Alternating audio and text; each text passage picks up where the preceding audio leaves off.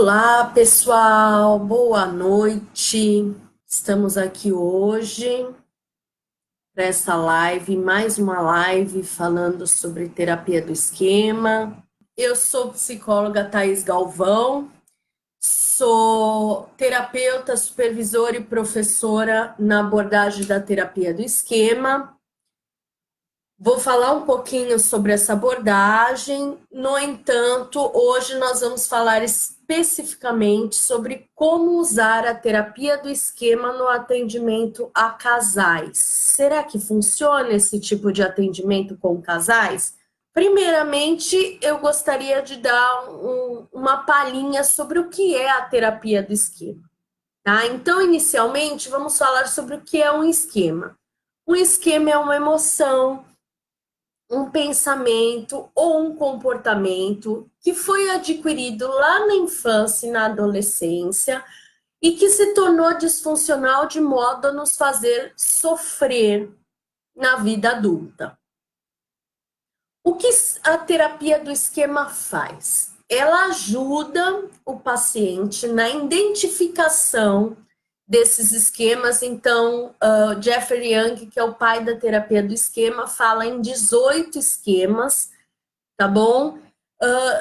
18 esquemas disfuncionais, porque a gente pode ter esquemas funcionais advindos da infância e da adolescência, esquemas que nos trazem prazer, né? Que são prazerosos, lembrar coisas da nossa infância e da nossa adolescência que tenha sido prazeroso, ok?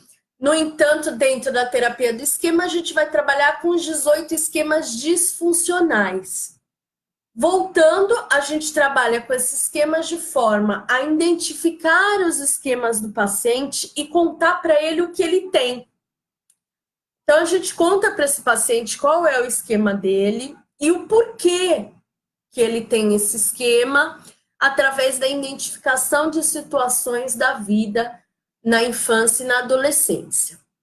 Certo? Quando existe a identificação desses esquemas, a gente leva o paciente a vivências emocionais, de modo a reparar aquela dor causada na infância.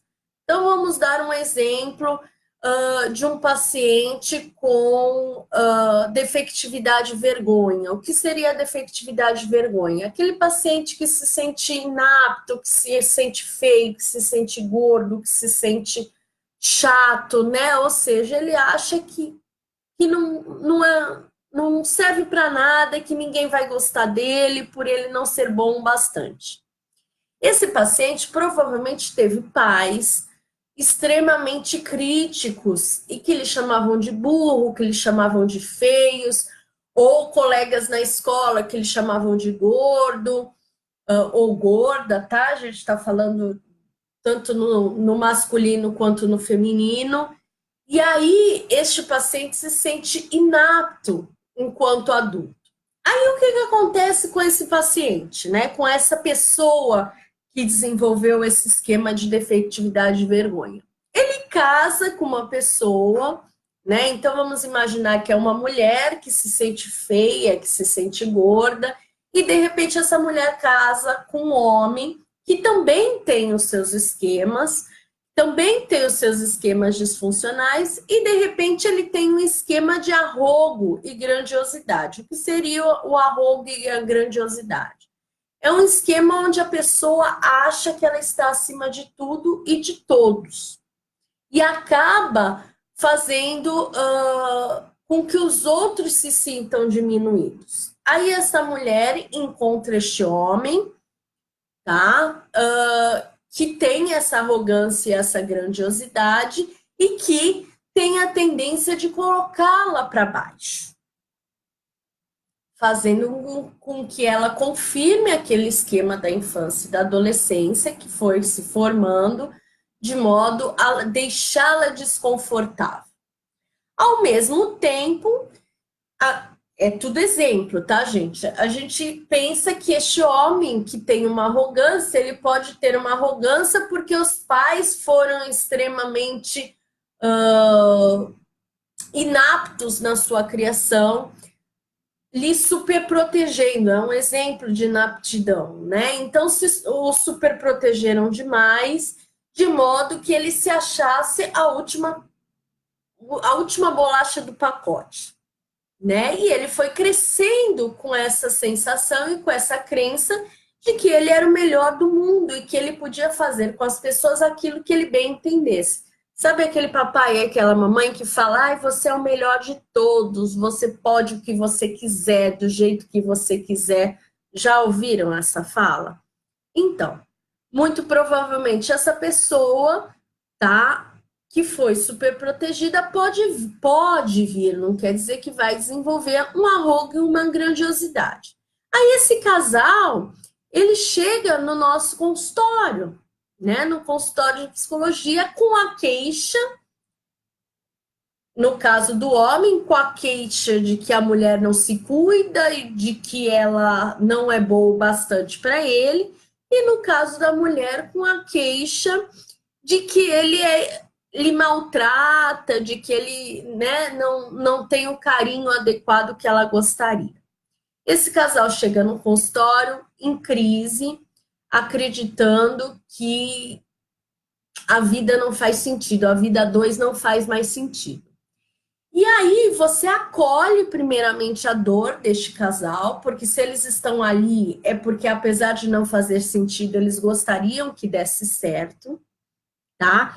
E ao acolher essa dor, você consegue escutar as queixas dos dois, tá? Geralmente eu, não é uma obrigatoriedade, faço um primeiro atendimento juntos, onde eu ouço a queixa conjunta, observo o comportamento de ambos e depois eu atendo esse casal em separado, para que eu possa compreender quais foram os esquemas que se formaram lá advindos da criação, do pensamento, do comportamento, lá da infância e da adolescência e que lhe estão trazendo dores. Quando eu consigo identificar os esquemas da mulher, o esquema do homem, ou se for, né, um casal de homens ou um casal de mulheres, não tem problema nenhum, tá? E aí, quando eu consigo identificar a dor dos dois, a gente consegue trazer esse casal novamente para a terapia em conjunto e a gente começa a pontuar para a mulher as escolhas que ela fez e as necessidades que esse homem tem lá da infância.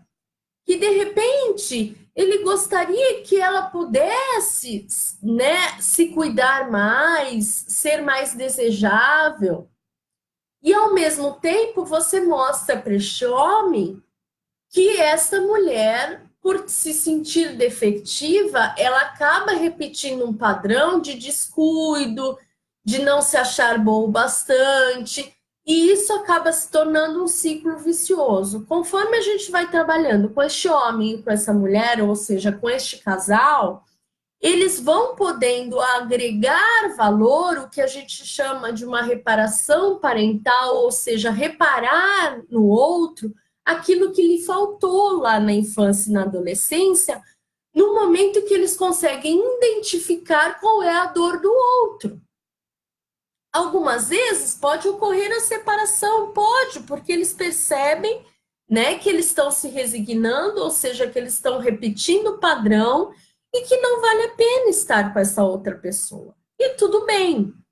No entanto, se esse casal, ele se percebe, ele, né, dentro da sua dor, e ele consegue perceber a dor do outro, automaticamente eles vão conseguir sim voltar a ter uma convivência adequada. Então vamos para um exemplo. Quando a gente acolhe a dor dessa mulher que está se sentindo feia, horrorosa, a gente pode fazer exercícios com este homem de reparar, de elogiá-la, de percebê-la, né? A gente pode passar para esse homem, por exemplo, quais são as qualidades que o fizeram se apaixonar por essa mulher? Porque alguma qualidade ela tem. E ao retomar isso, quando essa pessoa identifica isso, fica tudo mais fácil.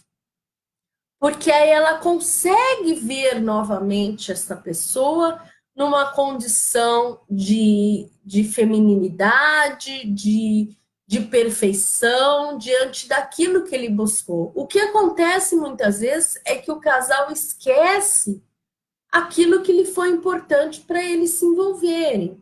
O que fez esse casal se aproximar? Alguma coisa atraiu um ao outro. Aí vem aquelas falas, mas ela era mais magra quando era nova, né? E ela relaxou. E aí a gente pode entender junto a essa mulher o porquê que ela se permitiu relaxar. Lembrando, gente, não quer dizer, eu estou dando um exemplo, mas pode ser invertido, né? De repente o homem se descuidou e a mulher cansou dessa situação. E de repente este homem tem um esquema de defectividade onde ele consegue perceber que ele se descuidou porque ele acredita, ele precisa comprovar, né? Eu costumo dizer que é marcar a ferro de que ele não é bom o bastante para aquela mulher ou vice-versa. E aí, quando a gente mostra isso para essa pessoa, ela pode sim voltar a resgatar a estima, às vezes é necessário as vivências, ou seja, é necessário que esta pessoa que se sente defectiva, que se sente feia, que se sente inábil, volte ao seu histórico infantil de adolescente ou encontre numa cena onde que isso tudo começou, onde que ela começou a identificar que ela não era boa o bastante. Quem lhe falou que ela não era boa o bastante?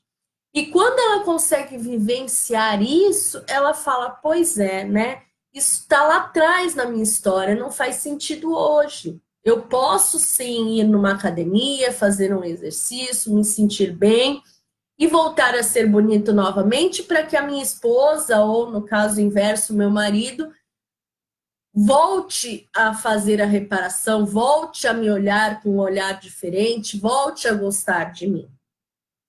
A mesma coisa, um pouco mais difícil com quem tem esquema de arrogo, mas assim, é mostrar para ele da onde veio essa arrogância de que ele acha ou ela acha que é melhor do que o companheiro ou a companheira. E aí, de repente, ele identifica que aquela mãe e aquele pai sempre reforçaram que ele era o melhor em tudo e que ele sempre ia ser melhor do que todo mundo. Sabe aquelas falas de que não deixe ninguém te pisar, ninguém pode ficar abaixo de você. E aquela pessoa foi crescendo com aquela sensação e ela monta na companheira ou no companheiro de modo a fazer prevalecer essa arrogância que veio lá da infância e da adolescência. Então, diante de uma terapia de casal, é muito importante, dentro da terapia do esquema, que é o que eu trabalho, identificar as dores de cada um. Não adianta já ir diretamente para o atendimento do casal sem que a gente consiga perceber quais foram as dores que o trouxeram àquela situação e que eles identifiquem por que eles estão na terapia do casal, de casal. Eles querem retomar uma vida ou eles estão ali por estar? Porque muita gente vai procurar terapia de casal porque um quer, o outro não. Se só um quer, você vai ter que trabalhar com este um, né? Para que ele identifique o porquê que ele quer tanto, da onde está vindo essa resignação, essa necessidade do outro que não lhe quer mais. Porque vocês concordam que se os dois não quiserem, não tem terapia de casal. Agora, se o casal chegar no teu consultório dizendo nós queremos rever a nossa situação que está estática, opa, vamos ajudar esse casal a rever. E eles conseguem sim, e eles conseguem ter uma vida legal sim, porque os dois estão disponíveis. Então, numa terapia individual, a gente cuida da dor única daquele paciente. No caso da terapia de casal, a gente vai cuidar da dor de cada um, para depois poder juntar isso e fazer com que o outro possa fazer a reparação que o terapeuta está fazendo naquele momento, de elogiar, de identificar as qualidades, de fazer vivências, de fazer reparações naquilo que está esmigalhado, desconstruído. E quando o terapeuta faz isso e mostra para o companheiro e para a companheira como se deve fazer,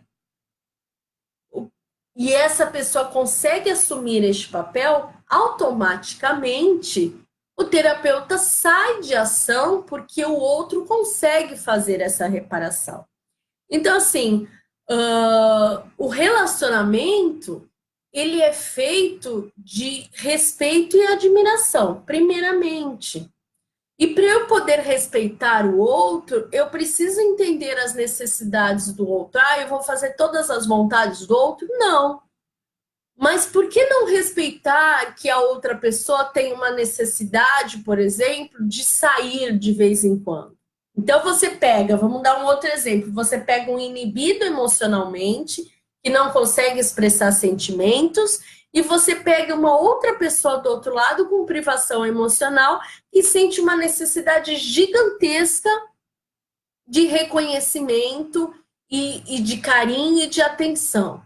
Essas pessoas vão entrar em choque. E aí, quando você pode mostrar para a pessoa que é privada emocionalmente, da onde vem essa privação, da onde vem essa dificuldade de falar eu te amo, e ensina ela a treinar isso, porque em respeito ao outro, né, diante da necessidade do outro, é preciso falar eu te amo de vez em quando, ele consegue superar isso. Da mesma forma, a pessoa com a privação emocional, que tem essa necessidade extrema de valorização, ela pode perceber, sim, que na história do outro, isso não foi construído. Na história do outro, ele viveu situações onde, de alguma forma, ele precisasse se recolher e ele não pudesse expressar as emoções.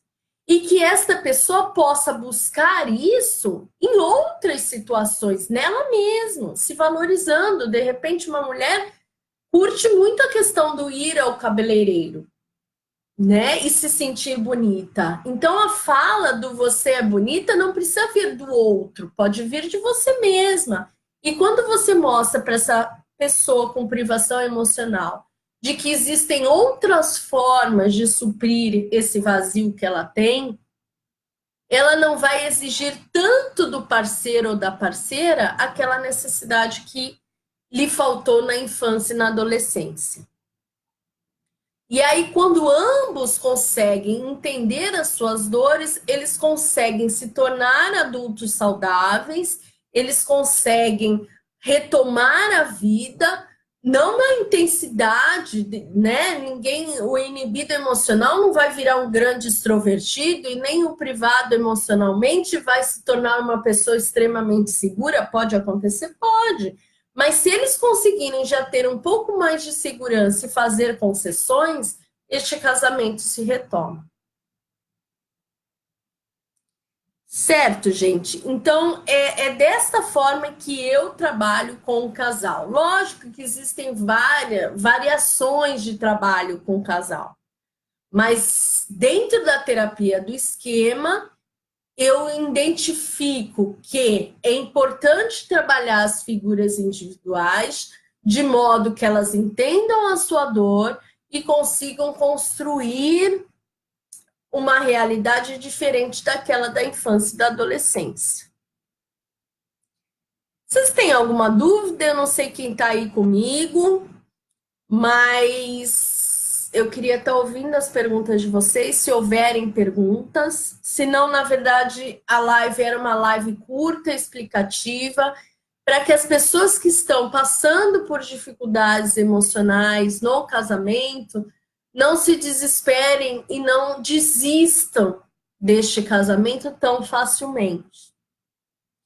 E para que os profissionais que trabalham com essas pessoas possam trabalhar de modo a agregar valor a cada uma individualmente para poder depois agregar valor em conjunto.